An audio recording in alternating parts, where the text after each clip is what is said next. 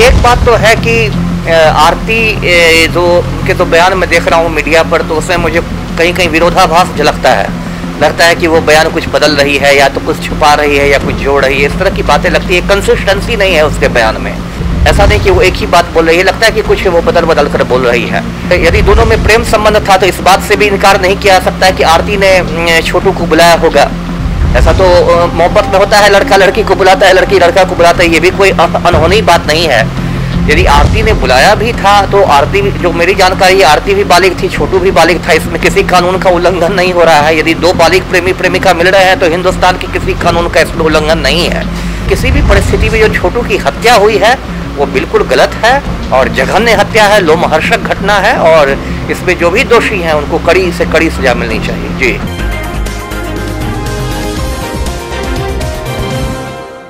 इन दिनों आरती छोटू के प्रेम प्रसंग का मामला बिहार में चर्चा का विषय बना हुआ है।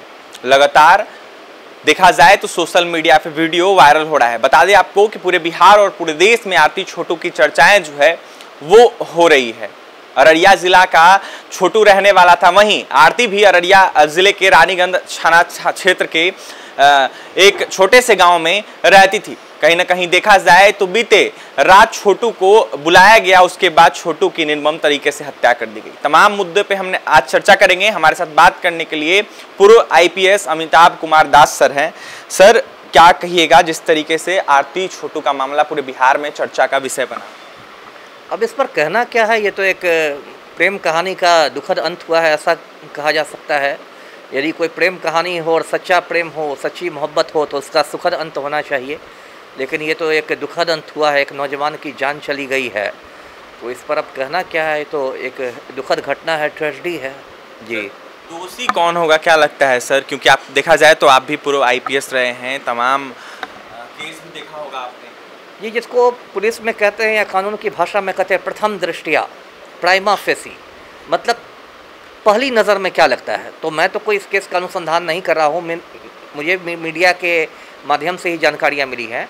लेकिन प्रथम दृष्टिया जो लगता है तो आरती के जो परिजन हैं वही दोषी लगते हैं, क्योंकि ऐसी बात तो नहीं है कि छोटू के परिवार वाले उसे कुछ करेंगे। घटना भी हुई, स्थल भी आरती का घर ही है, और यदि शक की जो सुई है वो तो आरती के परिजनों की ओर ही जा रही है, आरती के परिवार वालों की ओर जा रही है। अब ये देखना पड़ेगा कि परिवार में कौन लोग शामिल थे, कौन लोग नहीं शामिल थे। जैसे उसमें जो 7 लोगों को नामजद अभियुक्त बनाया गया है, उसमें आरती के 1-2 बहनोई भी हैं। उनका कहना है कि नहीं, हम लोग तो हत्या की खबर सुनकर आए। तो ये सब तो देखना वहाँ की स्थानीय पुलिस का काम है। जो आईओ हैं केस के वो देखेंगे, जो सुपरवाइज करेंगे अधिकारी वो देखेंगे। लेकिन जो कहते हैं तो शक की सुई तो पूरी तरह आरती के परिवार वालों पर है। जी सर, वहाँ पे हम भी गए थे रिपोर्टिंग करने। देखा जाए तो जो उनकी दादी हैं वो बोलने से मुकर रही थी। ऐसे और भी चैनल से उन्होंने बात करते हुए यह साफ कहा है कि आरती जो बोल रही है वो झूठ बोल रही है। कहीं ना कहीं आरती ने छोटू को बुलाया था। किनकी दादी ने ऐसा कहा है? आरती की दादी ने। आरती की दादी ने कहा। देखिए, एक बात तो है कि आरती जो उनके तो बयान में देख रहा हूँ मीडिया पर, तो उसमें मुझे कहीं कहीं विरोधाभास झलकता है। लगता है कि वो बयान कुछ बदल रही है या तो कुछ छुपा रही है या कुछ जोड़ रही है, इस तरह की बातें लगती है। कंसिस्टेंसी नहीं है उसके बयान में। ऐसा नहीं कि वो एक ही बात बोल रही है, लगता है कि कुछ वो बदल कर बोल रही है। और यदि दोनों में प्रेम संबंध था तो इस बात से भी इनकार नहीं किया जा सकता है कि आरती ने छोटू को बुलाया होगा। ऐसा तो मोहब्बत में होता है, लड़का लड़की को बुलाता है, लड़की लड़का को बुलाता है, ये भी कोई अनहोनी बात नहीं है। यदि आरती ने बुलाया भी था तो आरती, जो मेरी जानकारी है, आरती भी बालिग थी, छोटू भी बालिग था। इसमें किसी कानून का उल्लंघन नहीं हो रहा है। यदि दो बालिग प्रेमी प्रेमिका मिल रहे हैं तो हिंदुस्तान के किसी कानून का इसमें उल्लंघन नहीं है। इसलिए किसी भी परिस्थिति में जो छोटू की हत्या हुई है वो बिल्कुल गलत है और जघन्य हत्या है, लोमहर्षक घटना है, और इसमें जो भी दोषी हैं उनको कड़ी से कड़ी सजा मिलनी चाहिए। जी। देखा जाए तो लगातार जो जांच है वो चल रही है। 4 लोगों की गिरफ्तारी हो गई, जिसमें 3 लोग और बचे, जिसमें छोटू, आरती का जो भाई है, एक नाबालिग है। आरती ने जो केस है वो बोला है वापस लेने के लिए। एक जो भाई है उस पर केस नहीं करने के लिए, FIR नहीं करने के लिए। जी, एक तो अगर FIR हो भी गया और नाबालिग है तो उसको तो अलग तरीके से ट्रीट किया जाएगा, वो तो जुवेनाइल की श्रेणी में आ जाएगा। और उसमें तो कुछ आपको याद होगा कि निर्भया रेप केस में भी एक जुवेनाइल ऑफेंडर था, नाबालिग था, तो उसको कुछ अलग सज़ा मिली। तो उसके लिए तो कुछ कानून भी अलग हैं। और मुझे नहीं मालूम, ऐसे सोच के लगता है कि शायद 12-13 साल के लड़का हत्या में शामिल नहीं होगा, क्योंकि ये कोई पेशेवर गिरोह तो था नहीं, एक सामान्य परिवार था। तो हो सकता है। और जैसा आपने बताया कि भाभी फरार चल रही है, और इसका कहना है, आरती का कहना है कि भाभी ने ही बुलाया था। तो यदि भाभी की गिरफ्तारी होती है, उससे पूछताछ होती है, तो कुछ सच्चाई सामने आ सकती है। जी सर, अंतिम में सर क्या कहिएगा इसमें, पुलिस को और क्या करना चाहिए? देखिए, ये जो केस है, ये मतलब यदि पुलिस की भाषा में कहूँ तो ये बहुत मतलब आसान केस में कह सकता हूँ। मतलब ऐसा कोई ब्लाइंड केस नहीं है कि कोई सुराग ही नहीं मिल रहा है।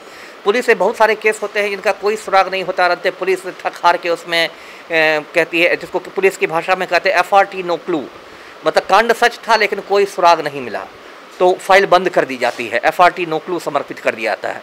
ये जो केस है छोटू आरती का जो प्रकरण है, जो छोटू की हत्या हुई है, ये तो काफ़ी हद तक खुला हुआ केस है। छोटू की भी शिनाख्त हो चुकी है, उसके परिवार वालों को भी सब जान रहे हैं, आरती है बयान देने के लिए, उसके फैमिली वाले हैं। तो ऐसे देखिए तो पुलिस को इसमें बहुत एक कठिन केस नहीं है इसका उद्भेदन करना।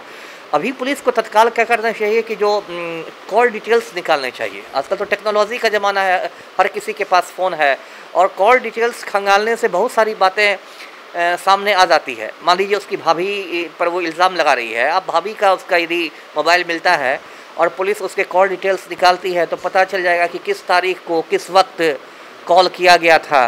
तो बहुत सारी बातें तो कॉल डिटेल्स से निकल जाती है। तो अभी तो पुलिस का पहला काम होना चाहिए, जो 7 आपने कहा कि 7 नामजद अभियुक्त है, उसमें 4-5 की गिरफ्तारी हो चुकी है।